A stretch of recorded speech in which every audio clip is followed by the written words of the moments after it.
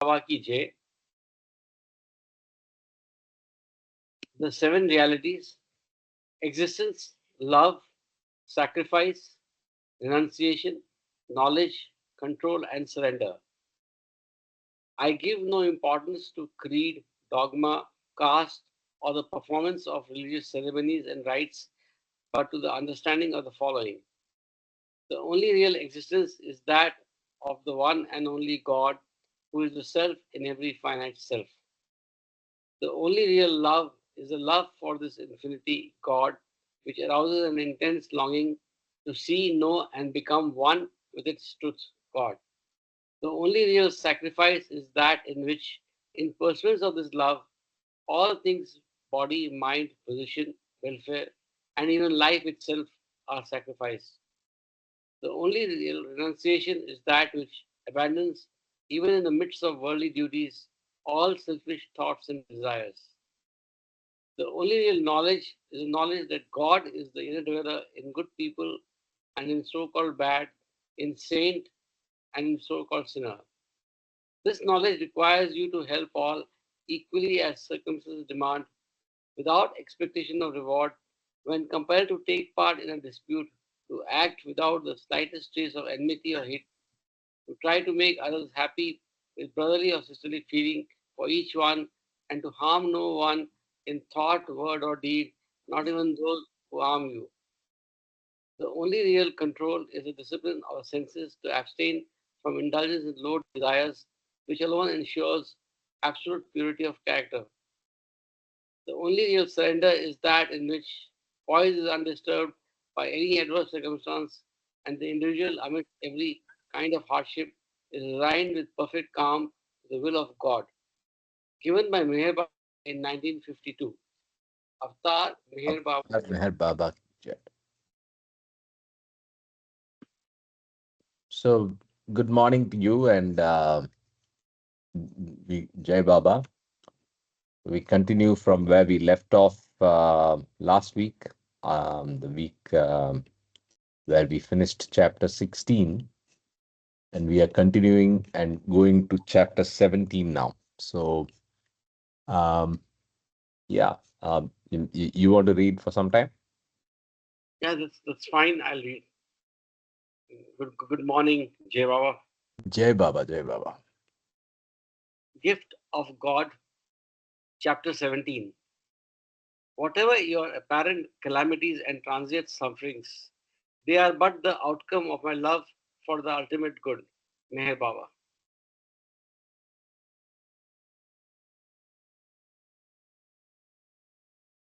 Nariman and I reserved tickets to go to Ahmednagar by the night train on 4th December 1957.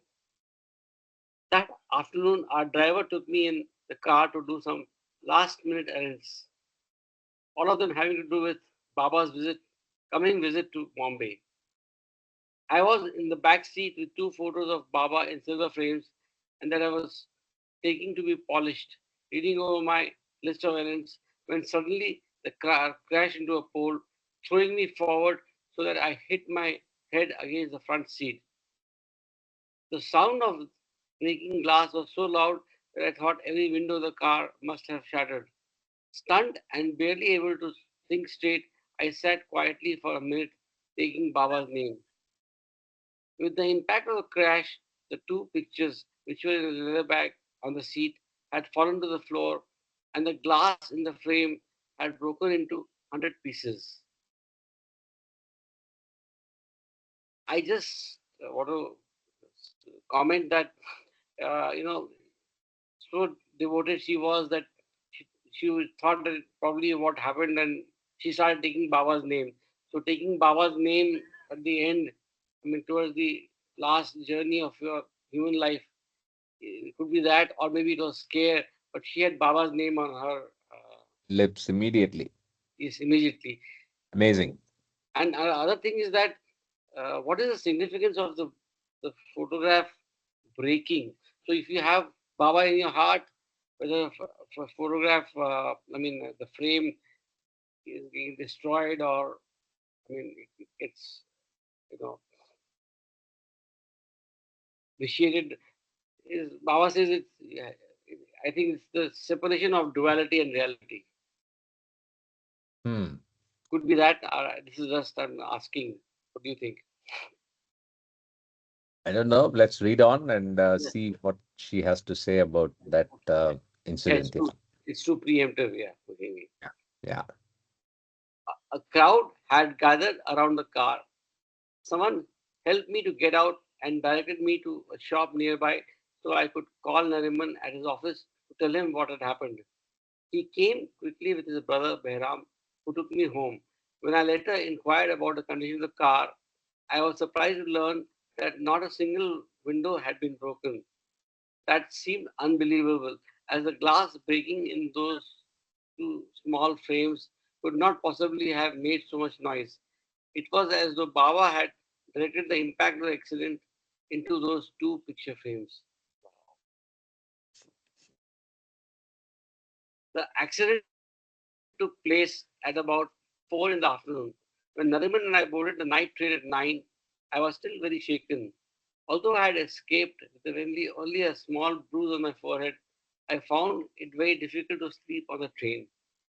As soon as we arrived at Mirazad, we went into the monthly hall where Baba was waiting. After embracing Nariman and me, Baba said, "Did you sleep well?" When I said I hadn't, Baba looked concerned and asked why. I had not planned to tell him about the accident immediately, but having been asked, I narrated the previous day's events. Baba abruptly told to Gohar, asking, "At what time did I have the prayers said yesterday?"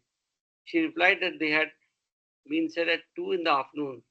Baba then sent me to women's quarters to have tea and relax, directing Gohar to tell Mehra and Mani what had happened. I was warmly embraced by both of them, and they were quite startled and concerned to hear about the accident. Even the word itself must have brought their painful memories of beloved Baba's accident just a year earlier. An hour later, while we were eating lunch, Baba turned to me and said, "You have no idea what you have been saved from." After a pause, he repeated to the others, "You all have no idea what Arnawaz has been saved from."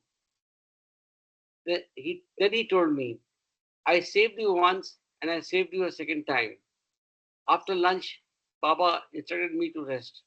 While I was lying down, Gohar came to tell me what had happened at Mehrazad the previous day. Baba had been very upset. While normally he would retire to his bedroom on the first floor of the big bungalow at 5 or 6, that day he retired at 2, telling Meher to pray and giving his own words for the prayer.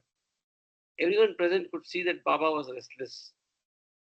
They could sense that he was doing intense work and felt he was saving someone from disaster. Since Dr. Harry Kenmore had been flying to the United States from India at that time, they all thought his plane was in danger.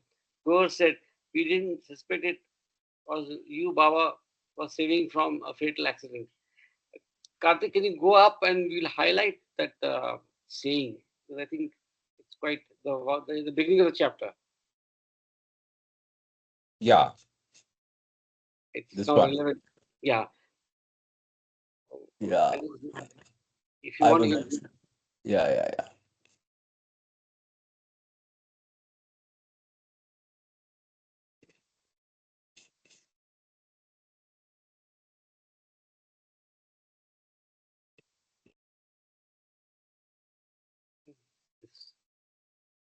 it's relevant and also very profound. Yeah. Yeah. Okay. This we read. No, an hour later, we were having brunch. Yeah. A year. Okay. Yeah. A year late. A year earlier, while Raniman and I were on a holiday trip, we had met a man who was interested in palmistry. He had read the palms of several people staying in the hotel, and one day he asked to see mine. I had never allowed anyone to read my horoscope or my palm because I knew that my destiny was entirely in Baba's hands.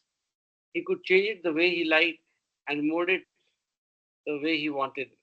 What is the point? Knowing the future creates unnecessary worries.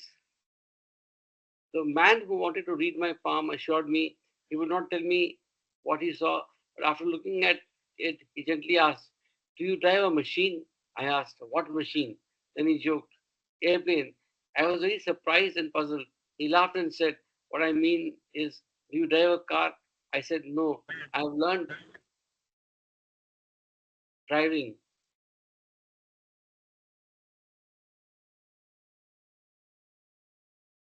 There's some noise coming anyway. Okay. It's no, I have not learned driving, by the way. Oh, yeah, okay. But Yeah, yeah. there's some noise. Sorry, I got a bit. I'll No. just read again. He laughed and said, "What I mean is, do you drive a car?" I said, "No, I have not learned driving." He asked me if I intended to learn to drive. When I said never, he told me, "Look, now that you have told me that you are never going to learn to drive an automobile, I'm telling you never to drive one in your whole life, because if you do, you will have a fatal accident."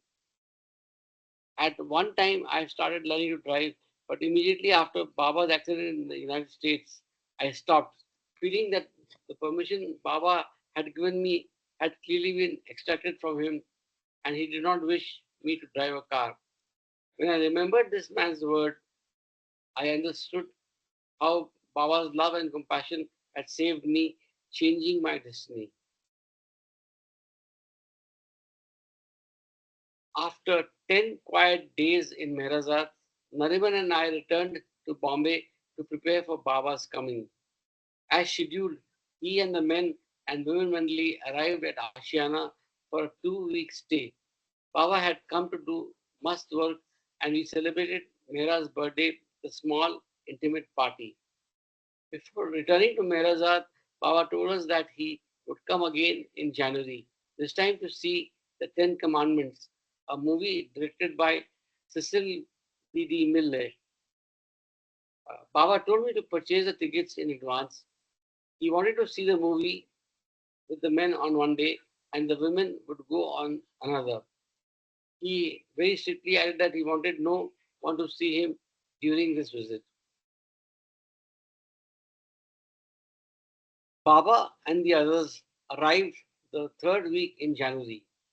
One day, he called me into the room where he was talking with the men Mandali and made me sit on the stool where he had been resting his feet. Looking at me intently, he said, "Suppose I were to tell you that Nariman's brother Pashang had broken his arm. Would you feel sad and cry?" I answered, "No, Baba." Yet I sensed that a bomb was about to fall. Baba kept me in suspense while he turned to speak with someone. Nariman, Jim, and Huma were present. As I looked at their grave faces, I prepared myself for a shock. Baba finally turned back to me and said, "My brother has died." Taking his statement literally, I asked him, "Which one?" Baba gazed directly into my eyes and told me that a telegram had come from Adi Senior saying that Khurshid Talati, Tina's son, had died of a heart attack in London.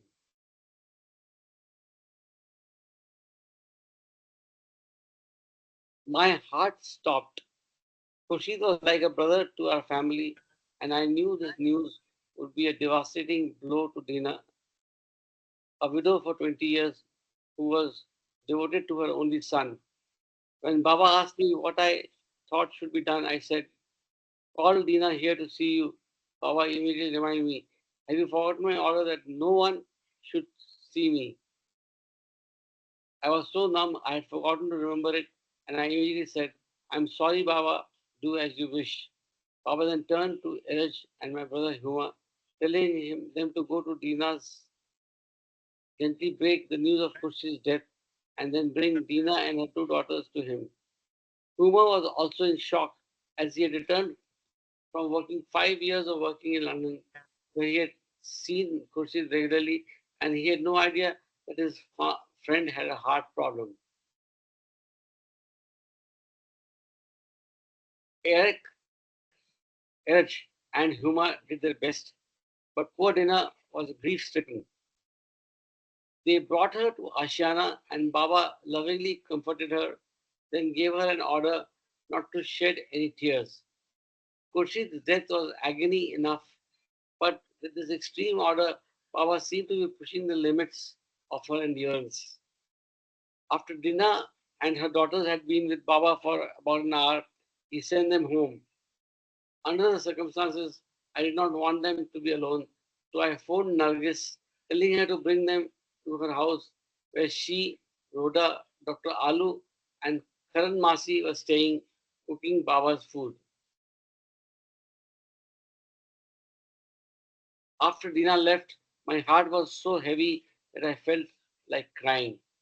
Despite Baba's presence, I was filled with pain, but with so many people in the house, there was no quiet corner where I could cry in privacy.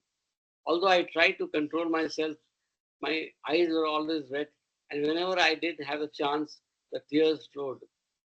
Baba repeatedly called me to him and embraced me, but surprisingly, he did not forbid me to cry. Several times he asked Mehra and Mani if I was still crying.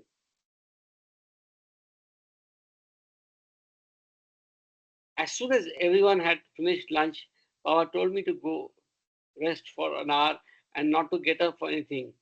I lay down, but I was so emotionally exhausted that I couldn't sleep. After half an hour, Baba called me to him and asked if I had slept. When I replied that I had only been resting on my bed, Baba took my head in his hands and kissed me on the center of my forehead between the eyes. The touch of the beloved's lips remained with me the rest of the day, and I was reminded of a dream I had had 4 months earlier. In the dream, I was standing alone in one room, looking through two rooms that lay ahead of me, and Baba was sitting in the third room. I went from the first to the second room, and as was about to cross the threshold of the third, Baba pointed his finger straight at my forehead and said with absolute authority, "See me with your internal eyes." When I awoke from the dream, I felt the touch of Baba's finger on my forehead, even though he had only pointed at me. It was the same lingering sensation I was experiencing from Baba's kiss. I remembered this dream vividly, having shared it with Nariman. That same night, he had dreamed that Baba had pointed at him and lovingly said, "You are my message." After kissing me on the forehead, Baba gave me a copy of gifts of oh sorry. Baba gave me a copy of God Speaks, saying, I'm giving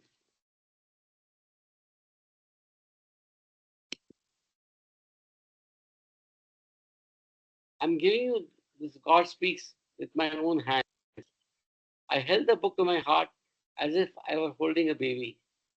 Baba sent me back to rest, but I continued to hold the book tightly as I lay on the bed, and I felt very comforted. That night I had placed God Speaks under my pillow and went right to sleep. The next morning, Baba called me and said, I need the copy of God Speaks that I gave to you. I want to give to someone and I don't have another. Something within me died as I silently handed the book to Baba. My heart was broken, but I had to express wish. The following day, Baba called me to his room as he frequently did for one thing or another. Here is your God Speaks, he said, handing me the book, but I did not experience the same feelings I had before. I took the book without saying a word and immediately wrote on the inside page, This God Speaks is given by beloved Baba. The day after Khurshid's death, Nargis, We can make a comment here, right? yes, Yeah, yeah, Kartik? sure. Go ahead. Hi, Mahu. Yeah, so this is very obvious that although Baba gave that copy of the God Speaks to Arnawaz lovingly, and it's what she needed at the time, yet it seems that she also had an attachment to it. really an attachment in a sense of, oh, this is my book, this is my God Speaks, Baba has given it to me, all this my, me, and so forth. And it doesn't matter how close you are with Baba, if you still have that, you have attachment. So this is like a Baba played a scenario. He told her, this is my take, by the way. He told her to bring the God Speaks back. I want to give it to somebody else. I don't have a copy. And then, she went through the agony and so forth. But then Baba, not doing, he's omniscient, omnipresent. He, knowing what's going on with every one of us, Baba was witnessing what's going on, with her. So called her back and gave her the book again. Notice that she said this time it didn't have the same feeling as I had before. You see that? That's how Baba works on our attachments. I tell you this. I was reading this thing the other day. Anything that belongs to the gross world, that means we can see, we can touch, we can hear with all the five senses. They all bring an attachment, one way or another. Even our spouse, even our children, with all the love that we have for them. Still, it's an attachment. There's a very fine line, but it is, in Baba's book, things are defined this way. There's something to pay attention to. Okay, Jay Baba. Yeah, that's a Yeah. good point that you There is made. there is a Yes. beautiful Rumi quote. So it says, "Keep breaking your heart till it opens up." It's like that. So all our attachments, there our heart is connected. In the worldly manner, is he keeps breaking till we open up to him. Yeah, yeah, Baba. Yeah, yeah. Yeah, but So, Yeah, that's an it's a interesting fine point line. you made on everything in the gross world actually being an object or source or an aspect of attachment, which is probably so true.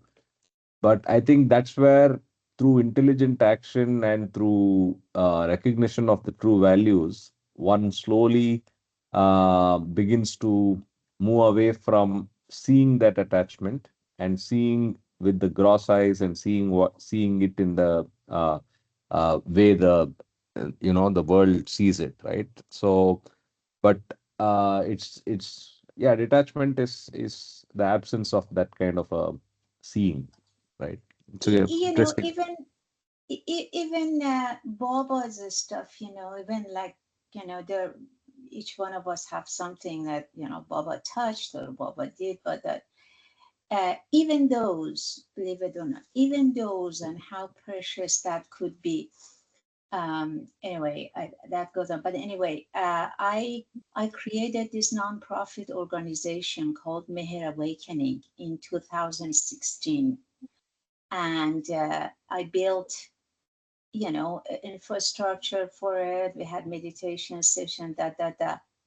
This was all by Baba's prompt. But then I built one of the most beautiful library. I mean, things were coming to me, donating left and right, left and right. You can't believe it, how comprehensive this library is. And at the first, I was, oh, how wonderful! Oh, look at this, But now I look at it. I swear to God, I look at it. It's just another thing. It's just a thing. THING. Because eventually Baba works on your attachments. So I did have a lot of attachment. If anybody would wanted to borrow a book, oh, make sure you bring it in 2 weeks, 3 weeks, da. But now I don't even care anymore. I mean, I just say, oh, if I die, it's gonna go to one of the centers and stuff like that. That's all. Yeah. Attachment is something that Baba constantly working on it. You Yeah, must be sure. Yeah. amazing experience, right? So thanks for sharing. Yeah. Yeah, very nice points about attachment. But in this case, I would just want to add that it is attachment with reverence. She was giving the importance or the reverence, the respect for God speaks, because God speaks is the amalgamation of all the religious texts written till date. So it's probably some uh, high level of respect and reverence is also coming in that, because she was treating it with respect. I think it's a fine point, Yeah, but I see what she's saying. Even with the things that are given to us by Baba or blessed by Baba or photographs of Baba that we hold on at a level, at a level, even that is attachment. But then I think that's I don't know. I shouldn't use the wrong terms, but that's probably tolerable compared to other forms of attachment. So uh, the right in this example on this page, we are seeing that the first receipt of the book, the first time she receives the book, she loses that because of that, probably that attachment, and then she we should be having equanimity towards everything and be detached from it. Anyway, I think Yeah. that uh, is It something to takes time. work It on. takes time. yeah, it takes a lot of time. That's what I was saying. It's easier Yeah, said than done. yes, absolutely. It's easier said than done, and it is not easy because, as Mahul said, we do get attached to the books and anything which is related to Baba. Yes. Yeah, Shall I continue? yeah, please. Okay. Uh, the day after Khurshid's death, Nargesh phoned to say that Dina seemed to have reached a breaking point. Nargis and the others could hardly bear to see her in agony, especially as she struggled to obey Baba's order not to cry.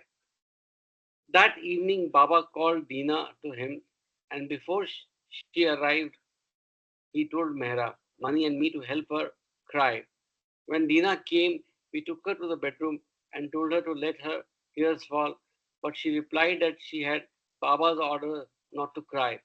Even after Mehra told Dina that Baba wanted her to cry, she couldn't immediately let go.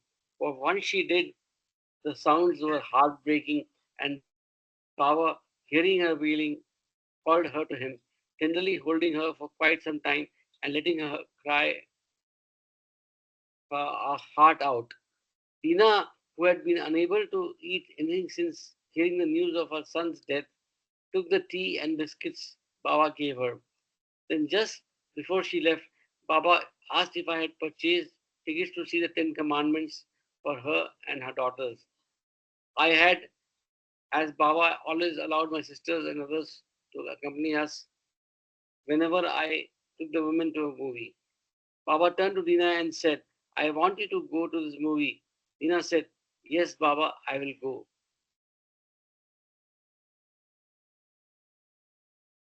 As planned, Baba and the men Mandali, accompanied by a few others, including my brothers Dara and Huma, went to see the movie first. Dara had trouble with his knees due to a footfall injury, so he was limping, and Huma had always limped because of hip trouble.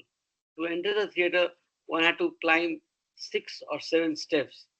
Baba did not want to use the lift chair, so holding Dara's hand on one side and Huma's on the other, he climbed the stairs with them. After they reached the top, he smiled and gestured to the men. What will people think seeing three lame persons climbing the steps together? I wanted to add, when Baba asked Dina to go for the movie Ten Commandments, it's his way of compassion. He knew that she was in pain, and it's a sort of a diversion from her pain. But I think what touches one when you're reading these few pages is the obedience, right? The fact that she stuck to not even breaking down and expressing the grief outwardly to follow Baba's diktat. And, it's amazing. So again, these are the things that we To, should take away. I Yeah, guess these are good takeaways and a real good example of real obedience. correct, correct. But I have no doubt that, well, Anna was don't talk about it because she doesn't know for sure. But definitely Bobo has helped her to a degree that she was able to sustain herself. I mean, can you imagine, you know, losing your only son, Yeah, like that as a mother? So uh, Baba, she was in a way lucky to be able uh, to come to Baba and get, comforting, uh, whatever that Baba did with her or something. But yeah, without Baba wouldn't be possible, I don't think. Yeah. yeah, yeah, absolutely, absolutely. Baba used to see many films. He said that he did important work through movies, but in the early days, he would usually stay for only half an hour or so before leaving. Uncle Chanji used to say that Baba always left during the most interesting and intense part of a film.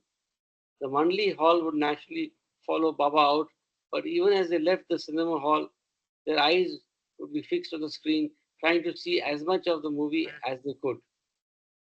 After sitting through half of the Ten Commandments, Baba returned to Ashiana with Erech, this time allowing the others to see the whole movie. As usual before retiring, he called Mehra and the rest of us to him. He said this movie was the best he had ever seen and confirmed that when Moses went up to Mount Sinai, he indeed heard the voice of God and was given the Ten Commandments. Baba also told us that Moses was on the sixth plane and became God realized at the time of his death. A year later, Baba had Adi Senior send Nariman a copy of a letter from Cecil B. Mill, the director of Ten Commandments. A Baba lover in the United States had written to him that Baba had seen his film and enjoyed it, and Dave Mille, who had met Baba in Hollywood in the 1930s, replied that he was happy to learn that this venerable religious leader remembered their meeting.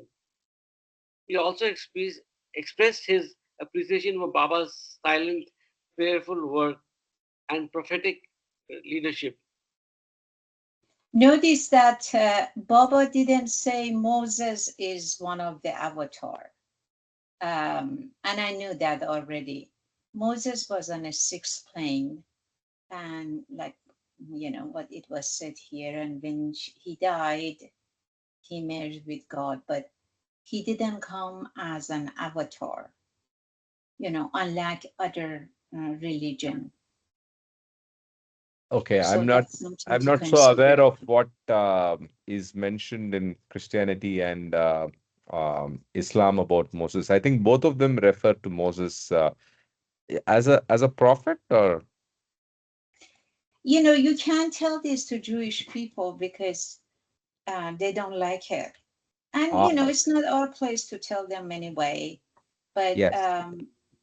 Baba already sketched all the avatar and disciples, all the, in that, uh, I mean, through Ranu. So everything is well said and sketched by God. So that's where we're at with Moses. Yeah. Yeah, and also this movie Ten Commandments. If I remember correctly, I've seen it. It's the scene where he sees light and goes up Mount Sinai. It's really significantly and well done. This I don't. Yeah, I think I've seen it too, but I don't remember. I'm not very clear. I saw it as a kid. Anyway, We all should see it again. Maybe one of MBA, we should. arrange a viewing. Yeah.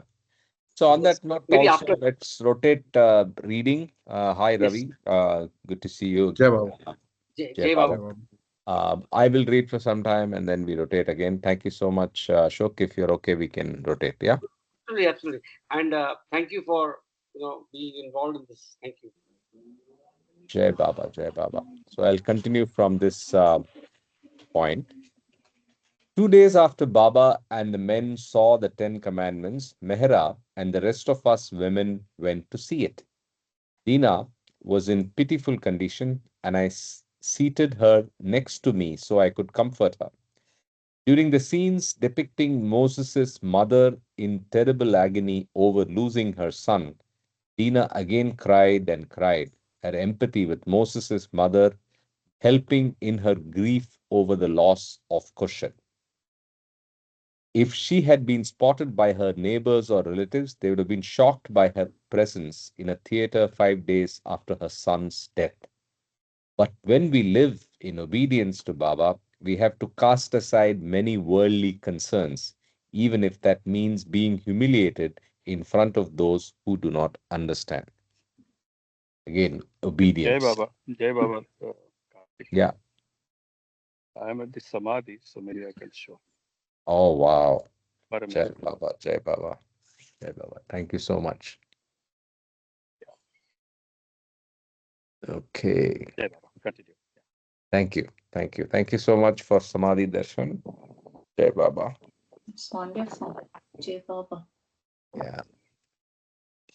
The following month, February 1958, Baba held a gathering for Easterners at Lower Mehrabad. By Baba's order, Dina had sent to England for her son's ashes, which she brought to the Sahavas. When she gave the packet of ashes to Baba, he held it on his lap, cradling it as if he were holding a child. He told Dina that Khurshid's ashes would be buried in Mehrabad. The Eastern Sahavas, attended by hundreds of Baba lovers, was a memorable, intimate, and heart-filling event. Two groups came for 5 days each. First, those who spoke Hindi and Marathi, then those who spoke Gujarati and the South Indian languages. 4 large tents were put up, one for a women's dormitory, one for a men's dormitory, one for a dining hall, and one in which Baba gave Sahavas and Darshan to his lovers. Each morning he would come from Meherazad to spend the entire day with his lovers. This comes to life in Listen Humanity in a beautiful manner, right? This Sahavas, I'll never forget. Sanjay ji, your mic is on mute, so you're keeping on hearing some static. Yeah, thank you. Prior to the Sahavas, Baba had sent circulars to all who were to attend, asking us to obey certain orders. Among them, that no one was to bring him flowers or garlands. Baba began the Sahavas by giving darshan, and as always, flower sellers from town had gathered by the roadside. In India, offering flowers is such a long-standing tradition that despite Baba's orders, several people in the long queue were holding garlands to offer him. Then, unexpectedly, Baba had it announced that anyone who wanted to could bring flowers for him. Everybody ran to get some, and I was going for money myself when someone came up to me asking if I wanted one of the two garlands she had. I took one and immediately felt a pang of doubt in my heart. I thought, what am I doing? I am not obeying Baba's original order. In the circular, Baba had said that no one should bring flowers. Now he had said, if you want to. I was forgetting to heed Baba's exact words and I wanted to obey his original order. Holding the garland in my hand, wondering what I should do with it, I was relieved when someone approached me and asked where I had bought it. I gave it to her straight away, feeling great relief that Baba had helped me to obey him implicitly. Amazing example of obedience, right? And I mean, the literal order was don't bring flowers in the circular. And then the specific words Baba said, so if you want, so where is that? Baba said, okay. Then unexpectedly, Baba had it announced that anyone who wanted. So there she says, if you want to. So though she was tempted by the idea of giving this, offering the garland, she catches herself and stops herself from doing it. Beautiful. I continue. Baba gave a specific discourse during that Sahvas about obedience and faith, in which he explained three types of obedience.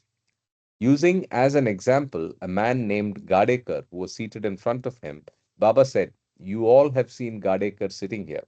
Suppose I were to tell you that he is not sitting in front of me. The first type of obedience would be to simply to agree that he is not there. The second type of obedience would be to agree, thinking there must be some special meaning attached to my statement. The third and rarest type of obedience would be not to see Gadekar sitting there. Wow. I'll read the three types of obedience again. The first type of obedience would be to simply agree that he is not there. The second type of obedience would be to agree, thinking there must be some special meaning attached to my statement. The third and rarest type of obedience would be not to see Gadekar sitting there. So you use your gross eyes, but in obedience, unsee what is what is mentioned as not there. So just think about that. And it's something Baba has said as the three types of obedience. I continue. One strong memory I have of the Sahvas is that for 3 consecutive days, exactly at 4, Baba coughed violently. On the first and second days, he said nothing about it, but on the third day, he commented, this cough is reminding me of the black cloud that is drawing very near. Baba never explained what he was referring to. This Sahvas was also the occasion for a joyous celebration of Baba's birthday, one of the rare times it was observed publicly. On 24th February, Baba called me to his cabin where he was having lunch to tell me that he wanted some festivities for his birthday. Excited about this news, I immediately got together some women to begin practicing birthday songs in Gujarati, Hindi, and English. On auspicious occasions such as birthdays, marriages, and engagements, a sais is always prepared. So I ordered one from a Baba family in Ahmednagar. So I wonder what a sais is. Maybe a cake? I don't know. On the morning of his birthday, Baba was taken by car in a procession from his room to the darshan tent. Two of us carried the sais and walked in front of Baba's car, the others following behind it. Gai Mai, Erich's mother, had been chosen as the elder of the family to place the tili, red mark, on Baba's forehead, and when he arrived at the foot of the platform, she dipped her right thumb in the red paste, put a round shape of it on the middle of Baba's forehead, and pressed a few grains of rice over it. Then, as is the custom, Gaimai took the coconut from the tray and tried to break it open on the stone floor to the right of Baba. She tried twice, but the coconut wouldn't break. She turned nervously to me as if to ask what she should do next. Deciding to try again with a very forceful bang, she finally broke it. Baba, who always enjoyed something serious becoming funny, had a hearty laugh. Baba then walked up the 3 steps and sat on the platform. The women gathered below him and sang the songs that they had rehearsed, after which all those present joined in singing Happy Birthday to beloved Baba, rejoicing to see him enjoying himself. This was to be the last time that Baba's birthday was celebrated in his presence with a large number of his lovers. 5 days later, when the second part of the Sahwas had come to an end, a special reserved train stopped right at Mehrabad for those who had attended this gathering. Hundreds of hands reached out the windows to wave to Baba, who stood beside the tracks, his sadra and hair blowing in the wind, waving goodbye to his lovers as the train pulled away. There is a film of this. It's very, very beautiful. Very touching. I was exactly Have you reminded of seen that. that, Kari? Have you seen Yes, it? yes. And I was exactly reminded of that. It's so touching, and more than touching, Baba looks radiant and So beautiful. Yeah, yes, yes, yeah, yes, yeah. yes. Nariman and I continue. Nariman and I didn't have long to wait before seeing Baba again, as he came to Bombay in March and again in May of 1958, this time to leave on a trip around the world with stops in Europe, the United States, and Australia, his last trip to the West. Nariman accompanied Baba, and among other tasks, he shared with Adi Senior the responsibility of keeping watch for Baba at night.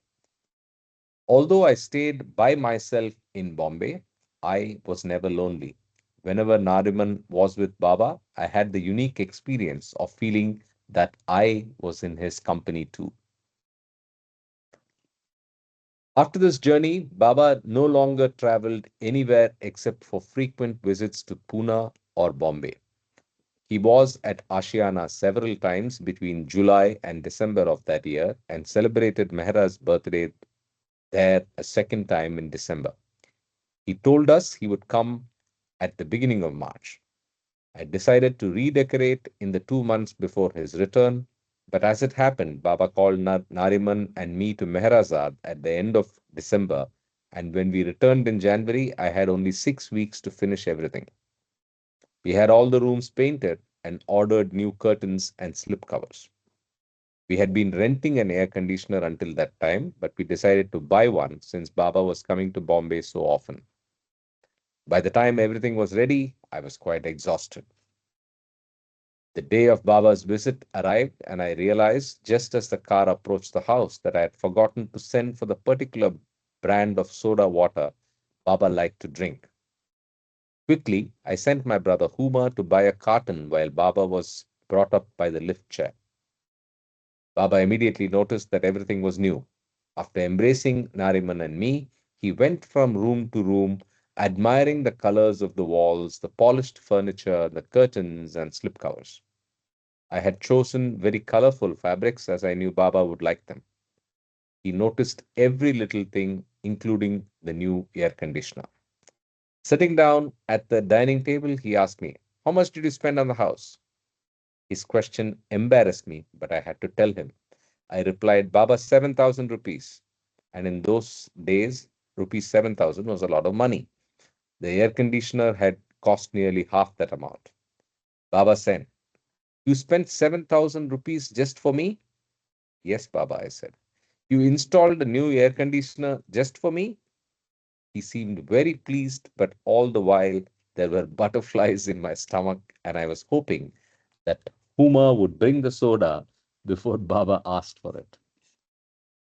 Then, as I had feared, Baba said, "I'm very thirsty. I want a soda." My heart stopped as I answered, "Baba, Huma has gone to get some." Baba, looking straight at me, said, "What? You do not have soda ready for me? You spent 7,000 rupees on the apartment and you could not remember 2 annas worth of soda?" Baba repeated his words, adding to their impact. I realized that even if I had spent 7 million for Baba, that would not have made up for my lack of attention.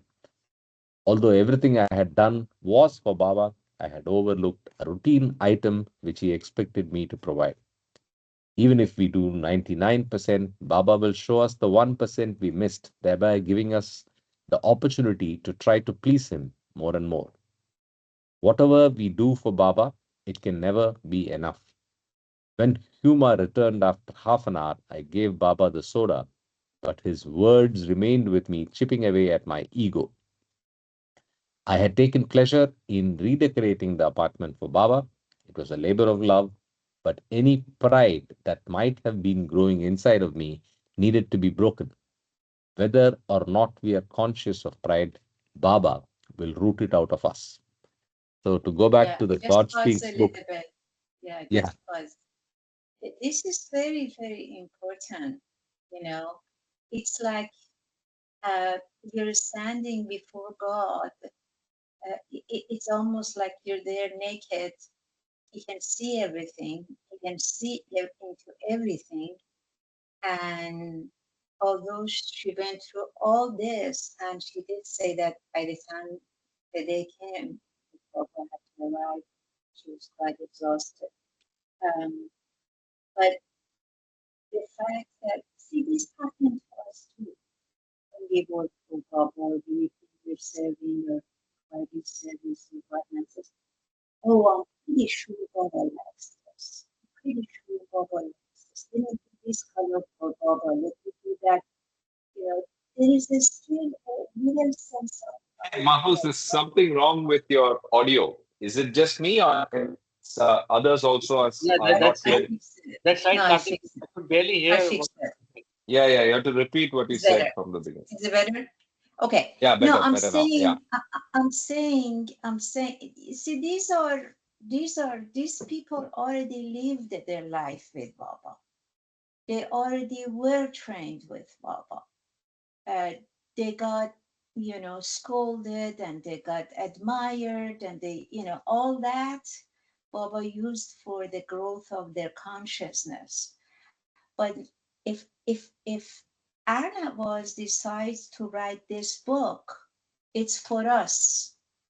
So we always have to ask, so what can I learn from this? How can I apply this into my daily life, right? So I'm saying, even when we work for Baba and we think, oh, let me do this. This is a color Baba likes. Baba always liked pink. I've seen people saying that. Baba wear pink coat. Baba pink was one of his color. So I got my curtain that color.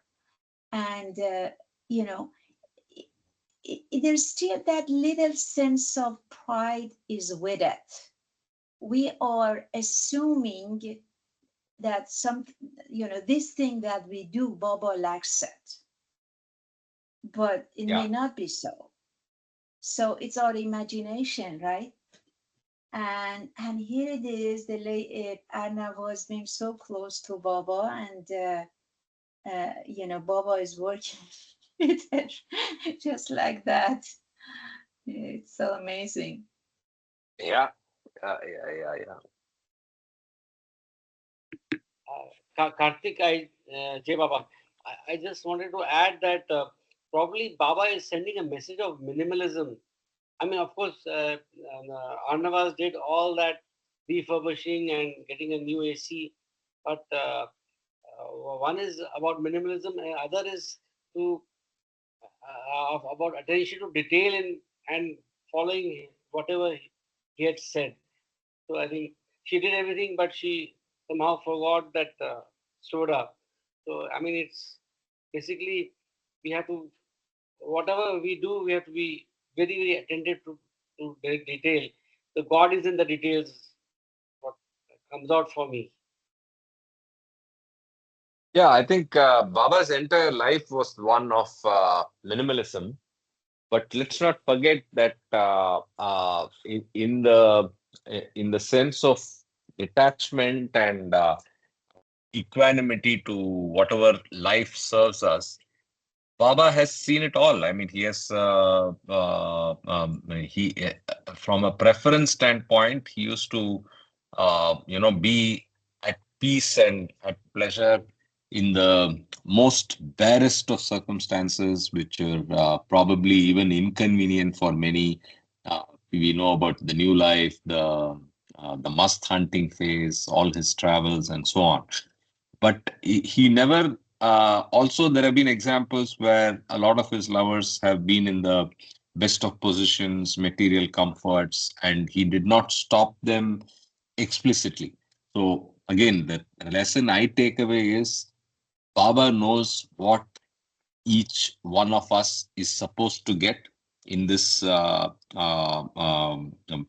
bodily, uh, this soul journey. And it's for us to understand that none of this is real, and minimalism is a good way of living, because the lesser that you get attached to things around you, the better off we are. Good point. Yeah. Baba and even Mandalis, they did not object to the even lavish lifestyle. I remember when we were doing the LA Sahavas for many, since 1972. At that time, I wasn't around, but the center was inviting most Mandalis, right? Of course, Erich never traveled, or Mera, but the rest did, like Meru, like Katie, Adi Senior, Merji, Donste, all these people, they travel. So normally there is after the Sahavas, there is a party for after the Sahavas. And Mhm. normally the Sahavas committee would choose somebody who had a very beautiful house, large, like a villa or something. Mhm. And they volunteered for us to use their house and cater food and da da da. And they would come, they would enjoy it. They didn't mind. They didn't mind whether they come into the villa like that or they come to the small house. I think what is important is that sense of attachment or non-attachment. That's all there is to it. If we're attached, then we could be attached to this minimal stuff too. But if we're not, we can live in a big house or whatnot. Of course, big house needs more work. You have to keep after it, just a lot of maintenance work, da da da. But what I'm saying is that attachment, sense of attachment to that uh, is important. You see, Boba with Anna was started from when he wanted to give the news of Khorshid, the son was that Dinas Talati's son was died, right? So he started with that, and then little by little he used other episodes to work on Arnawaz, little by little, on her attachments. Yeah. It's something to watch for. We all have it. I always catch myself with my attachments. Yes, yes, yes. So discourses is very clear, right? So renunciation, the sacrifice of material pleasures is preferred, but the sensitive point is uh, you need not stop yourself from doing something if it is coming in the course of your. I don't want to say something that is un-Baba, right? Or what Baba didn't want. Uh, uh, uh, Discussed. I prefer the way you said it, saying that yes, Mandali used to also participate in things that were one would say fun, or one would say slightly ostentatious, or slightly celebratory, which one would not associate with spirituality and being low key. So, but again, that's each one to themselves, and these are all things that we need to absorb and learn from, and do what we think is correct individually, and go with Baba's guidance. Yeah. Well, well put points by all. But also, I would like to bring notice to page 238 of God Speaks. That's supplement 19, real birth and real death. There's always grief when someone near uh, to us, or when we are attached and he leaves he drops his body. But the the real essence of Baba's teaching is in the real birth and real death. That one page is very significant. Yeah. No, you love it. Yeah, I love it. Okay. I continue. On 14th March, Baba gave darshan and served food to my family with his own hands. My father, Nargis, Rhoda, Jim, Dara, and Huma were all with us at Ashiana. Everyone stood around the table, and one by one we held our plates out to Baba, who served each of us a piece of fried fish. My father had been a vegetarian for 60 years, and when Baba put the fish on his plate, he did not utter a word. At first, Baba ignored his dilemma and continued to serve the others. Then he asked my father, "You don't eat meat or fish?" Father replied, "No, Baba." Baba said, "Eat the fish today and from then on remain a vegetarian." And my father obeyed him. Any action may become an attachment. By giving a piece of fish to my father who had not touched meat for 60 years, Baba broke his attachment to being a vegetarian. Wow. Wow. How lucky they are. Can you believe Very Yeah. it? profound. Yeah, What's that, Ravi? that's very profound example, Yeah, yeah, right? yeah. So this is again so uniquely Baba, right? So even in not doing something, there is a little bit of ego, there is a little bit of attachment, and that's exactly what a habit is that could create a sense of pride, sense of attachment, sense of achievement, or something to do with the fact that I'm a vegetarian. He demolishes that, or not even. No, I wouldn't say demolishes that. He underlines the fact that it that doesn't really matter. It really doesn't matter in the real scheme of things. Beautiful. I continue. A couple of days before leaving, Baba said to Nariman and me, "Nothing is yours. You yourselves are not yours. You are mine. Everything is mine." We were touched by Baba's endearing, powerful words, and although I felt small and undeserving, there was great happiness in my heart knowing that we were his completely. Baba was to leave Bombay for Mehrazad on 15th March, my birthday. After lunch, while the Mandali were busy arranging the luggage in the car, I glanced into the sitting room and saw beloved Baba all by himself on a chair. I ran to him and asked if he wanted anything. There was an air of sadness about Baba as he shook his head no. And after a short pause, he gestured, "I will never come to Bombay again." He repeated, "I will never come to Bombay again." A few minutes later, Nariman came into the room, indicating that everything was packed.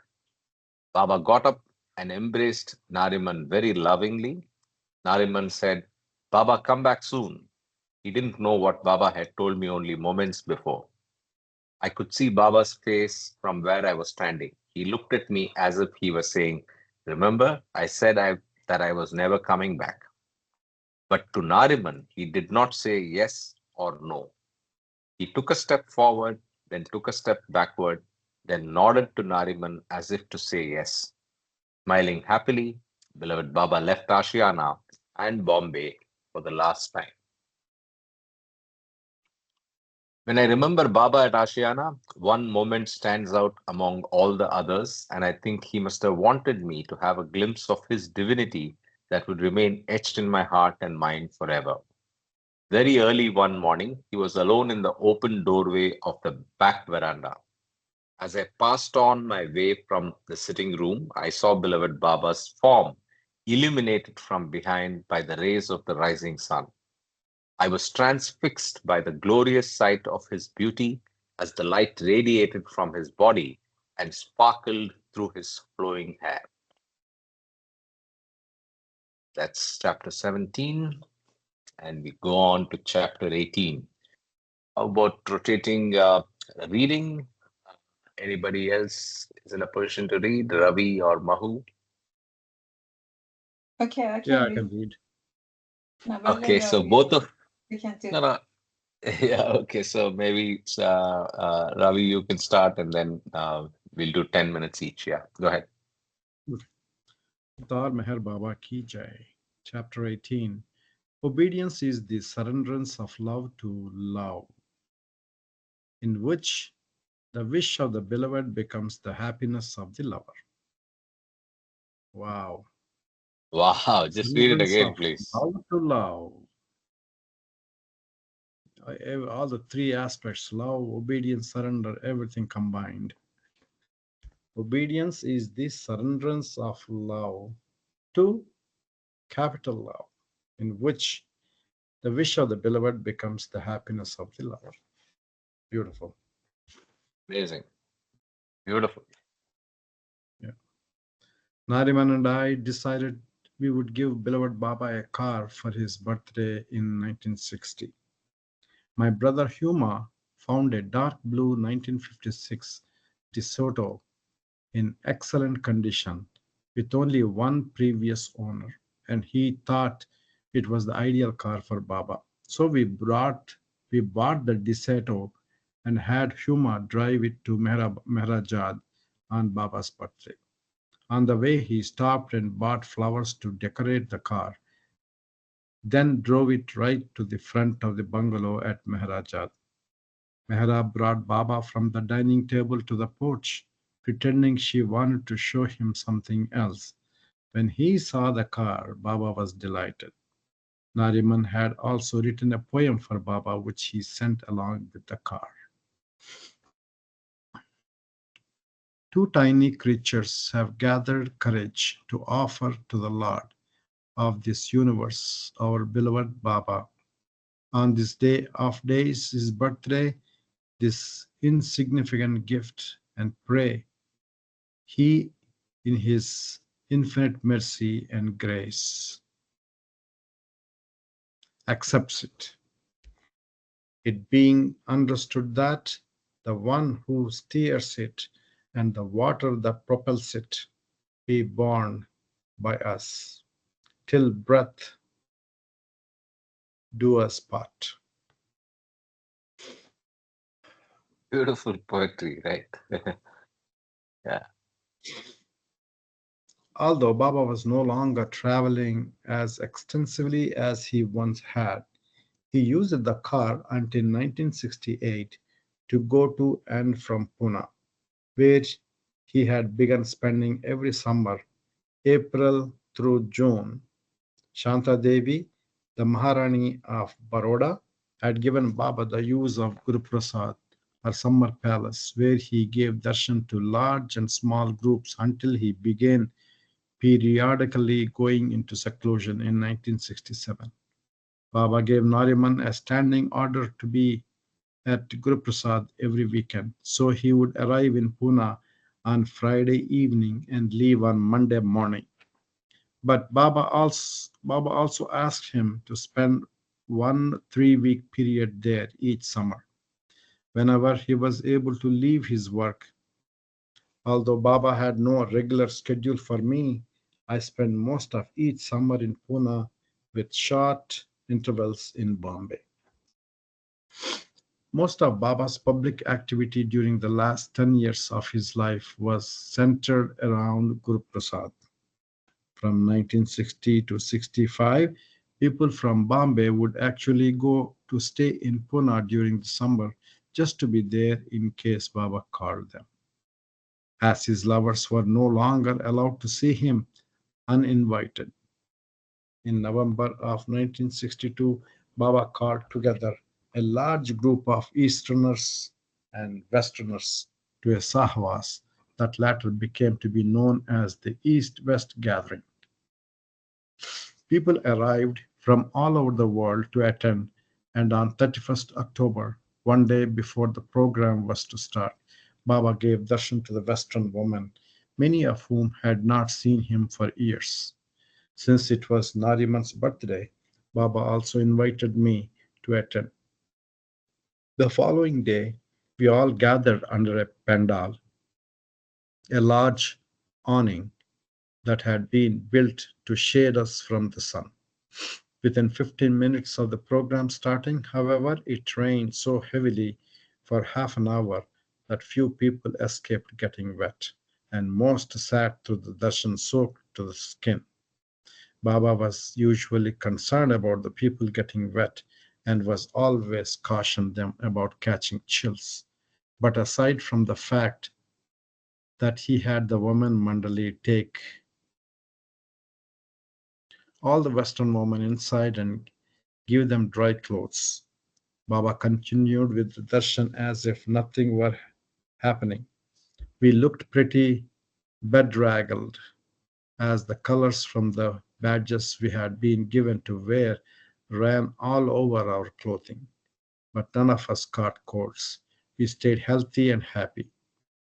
It is very unusual for Pune to have rain in November, so we were surprised when a second storm arrived just before the program ended on the last day. Although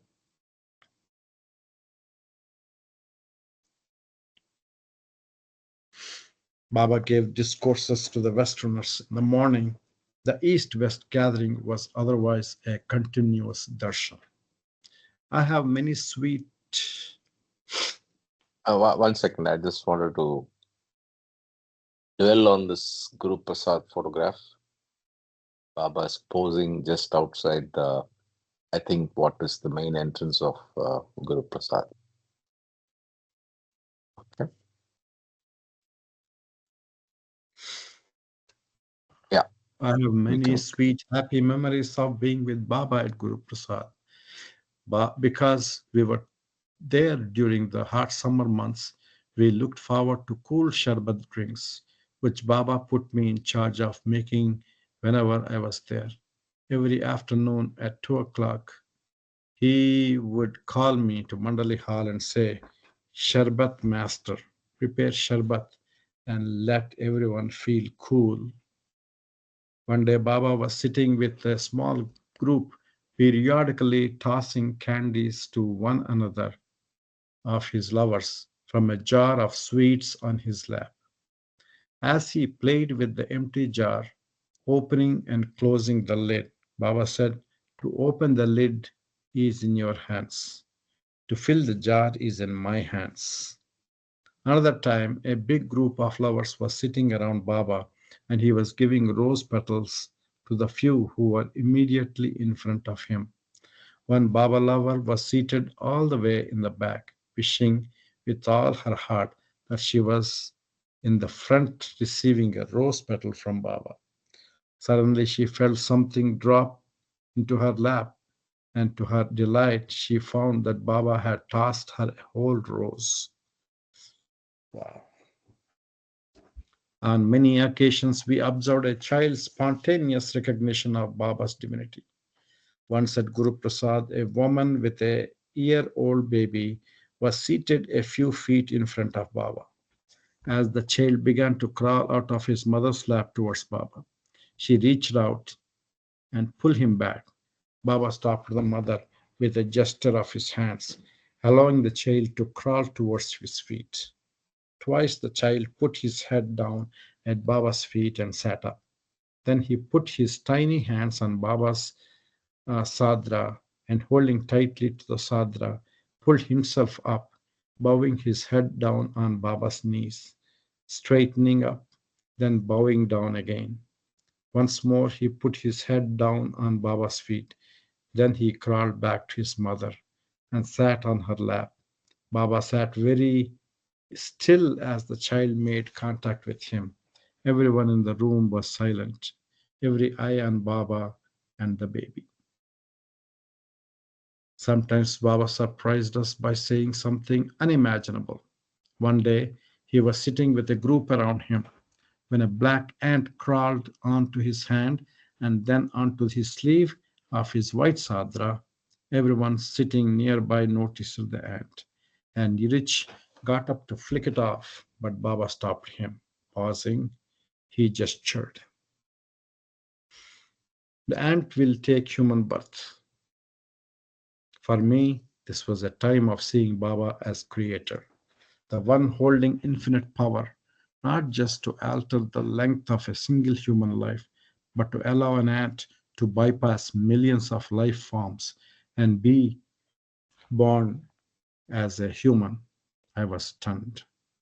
Baba often said that his slightest movement had meaning and pertained to his work. Despite this fact, he wanted everyone to accept his movements and activities as natural and normal. People often wasted time trying to attribute meanings to his actions.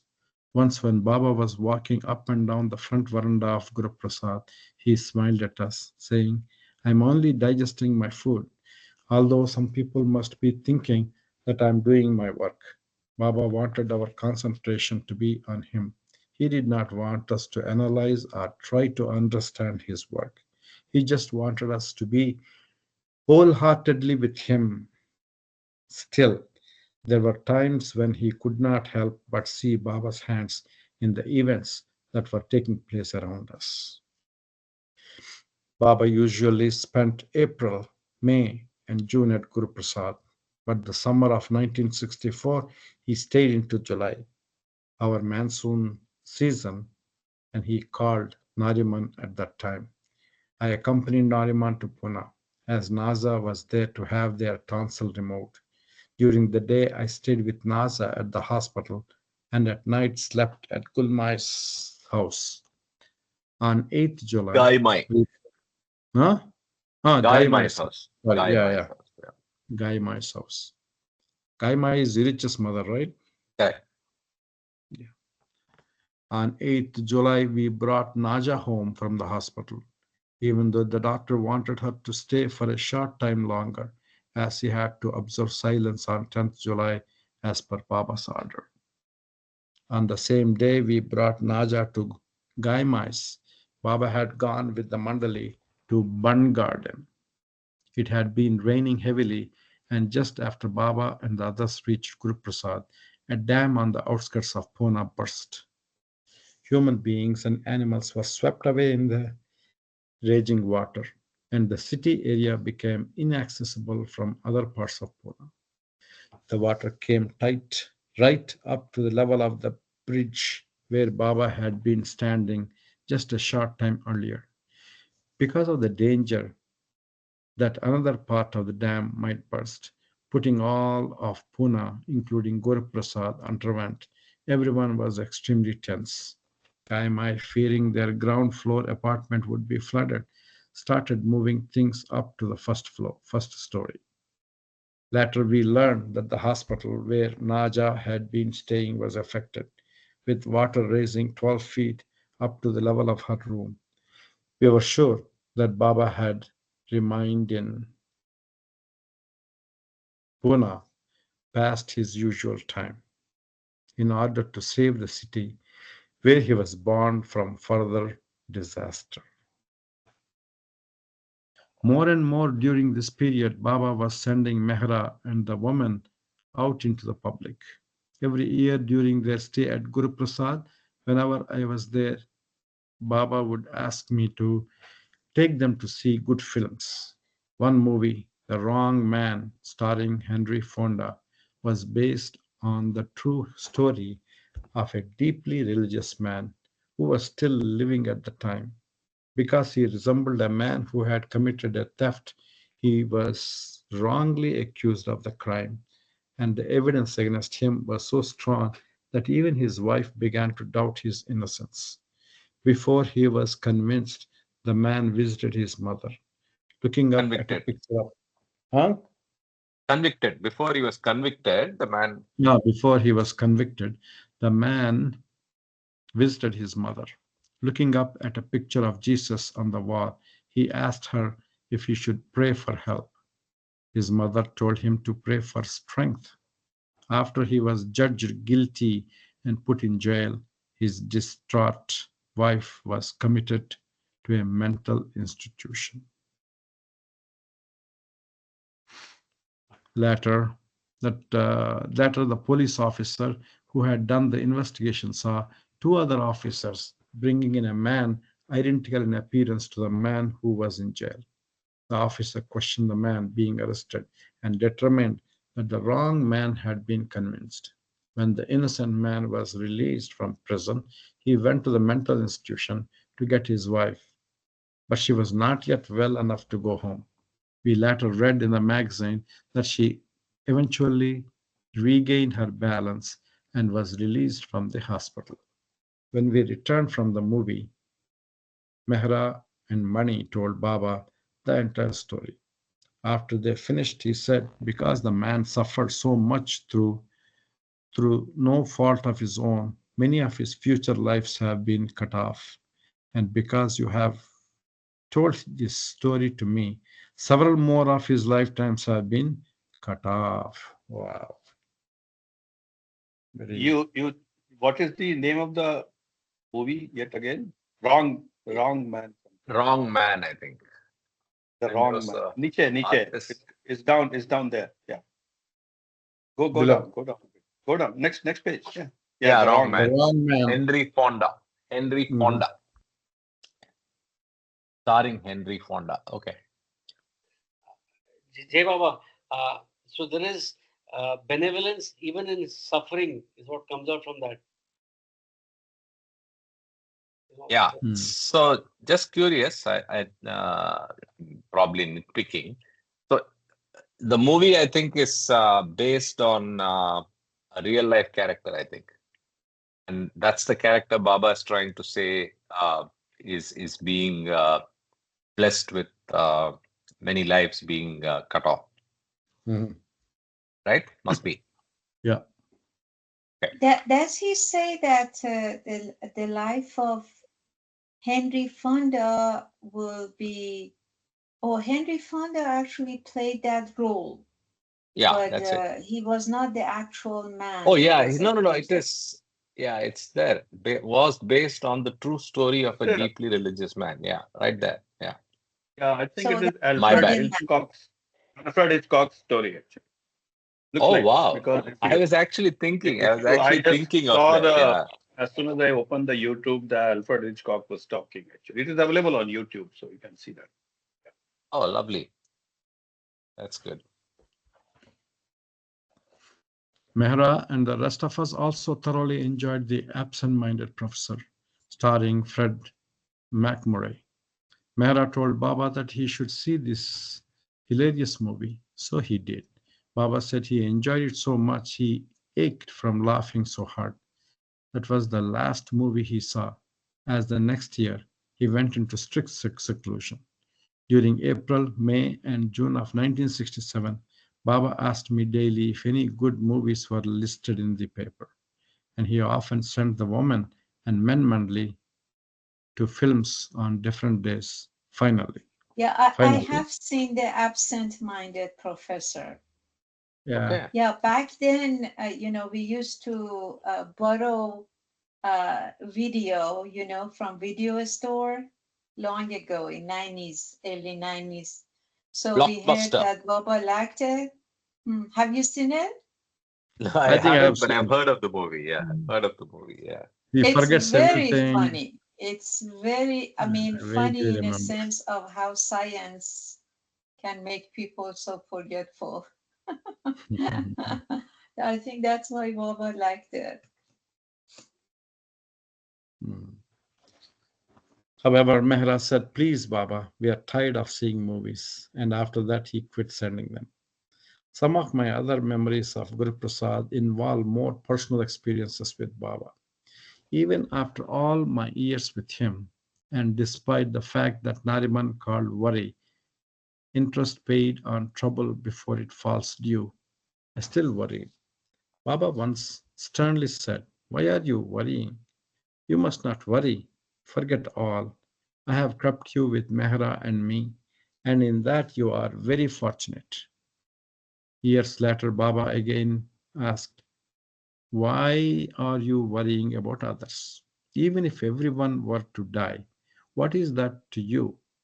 He then very pointedly told me, you have shown enough concern for everyone. Now you must think only of me, Nariman, and Mehra. I know I was not capable of thinking only of them, but I left it to Baba, knowing that he would help me to do what he wanted. Twice, Baba used unusual methods to deal with my health problems. Over the years, I had developed a tendency to faint whenever I vomited, as my blood pressure would drop very low. This had happened a few times while I was staying with Baba at Maharajat, and once at Guru Prasad, I became nauseated and threw up during the night. I fainted, and Gohar, with help, put me to bed. When I regained consciousness, she gave me a sedative and I slept soundly. In the morning, Gohar told Baba what had happened, and when I awoke at 9, Baba, Mehra, and Gohar came to my bedside. Baba looked at me and smiled, gesturing. Someone has sent big, tasty vadas, potato cutlets. I have eaten and enjoyed them, and you will also like them. So you eat two vadas. I said, yes, Baba. But the very mention of food made me nauseous. Baba told Goher to bring two vadas for me. Concerned for me, she started to protest, but I stopped her with a look. After Baba left, Goher asked me, how will you tolerate them? I told her, just bring the vadas to me. It is Baba's order, and I must eat them. At the most, I will throw up again. She brought the vadas, and with great difficulty, I managed to choke them down, but within few minutes they came back up. Although this time I didn't faint. Baba gave no response to this news when Gohar told him, but since then I have not fainted over vomiting again. Goher, even though spelling is Goher, in Mandali would call her Gaver. Oh, okay. Yeah, I don't know Go well. why. Go well. Gaver, Go well. Okay. Yeah. Gaver. And by the way, I think I missed the 10-minute mark to rotate reading, but I think you finish a few more minutes and we'll wrap up. Yeah. Next week. You want to start, Mahu? Yeah. No, No, I no, think we you are do too very close. good job. I Yeah. like your reading. Just continue. Okay. Other Continue. time, just 6 days before I was to leave for Guru Prasad, my left sacroiliac joint got locked in place and I could barely move. When Nariman went to Pune, he told Baba about my ailment, but Baba insisted that I came anyway. With great difficulty, I traveled by train to Pune, and as soon as I arrived, Baba told Goher to give me an injection in my hip. Immediately after the injection, Baba told me to walk around the room for a few minutes. Although the injection made me drowsy, the pain was still intense. But because Baba had ordered me to walk, I limped around the room until he told me to stop. The joint gave me no further trouble for 15 years. Gohar said she thought I was beginning to get osteoarthritis, and I believe Baba saved me from permanent disability. So the two health episodes that she talks about is this fainting and this osteoarthritis. The stuff in her hip. Yeah. Yeah. Yeah. No matter how unusual Baba's orders might seem, I tried to obey him, knowing that if I would leave matters in his hands, he would take care of all my real needs. Baba once said of his lovers, the trouble with you is that you don't leave everything entirely to me. If you had 100% faith in me and left it entirely to me, the burden would automatically fall on my shoulders. To leave everything to Baba requires obedience and surrender, and although I sometimes failed, I tried my best to carry out his orders and leave everything to him. At the time, I was staying at Gaimais during the Pune flood. Baba had given an order that no one was to see him. Naturally, he asked about me, and Nariman told him where I was. Every evening, Rich came to Gaimais to sleep, and on the second evening, he suggested that I phone money or Gover. I told him I thought Baba's order that no one was to see him meant no contact of any kind with Guru Prasad, and I wanted to obey Baba. The next day, Baba asked Urich what I was doing and whether or not he had talked with me. When Urich told him about our conversation, Baba said, "Yes, Arnawaz knows how to obey me. Tell her I'm very happy." That's great. Oh, wow, that's perfect. That's a logical end. So we can stop here just on the stroke of 7:30. I mean, 9 India. Okay, so again, beautiful experiences and nice read that we had today. We could spend the next 5 minutes maybe talking about Silence Day. I'll stop recording and we can share any special experiences that one had. Yeah, any comments before I stop recording? No, I wanted to say, you know, Baba worked with Arnavaz for obedience, little by little, like a teacher who teaches you, how to write an essay or, So Baba, little by little, we read all about it, right?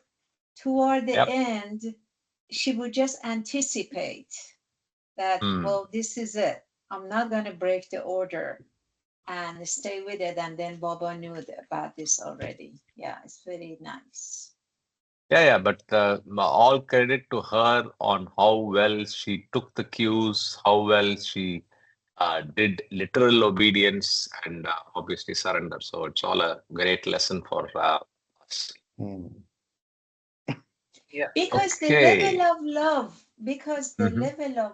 that she had. See, the prerequisite for obedience is you've got to have that love that brings you faith. You know that you're in good hand. Baba is everything, so he does it.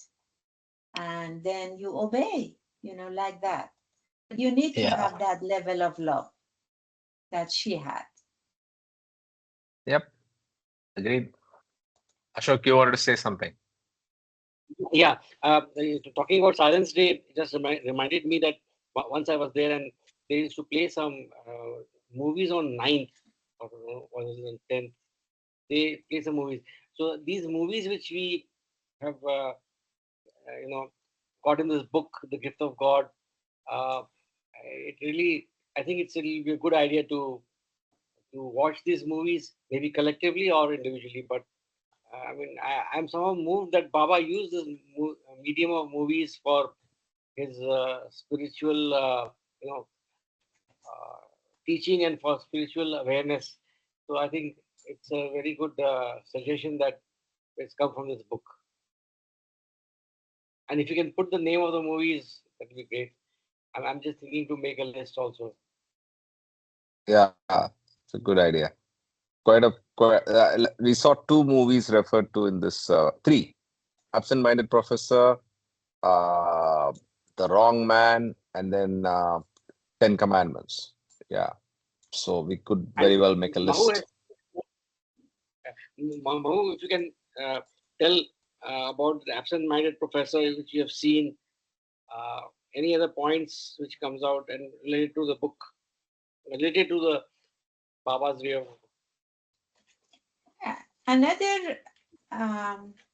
Another film that Baba liked very much was The Great Dictator by Charlie Chaplin.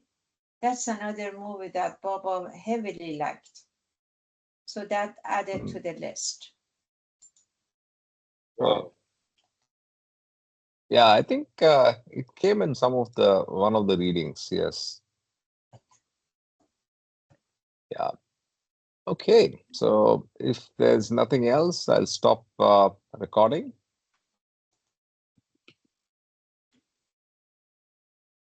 Yep. So I will stop recording, and people are welcome to share their experiences regarding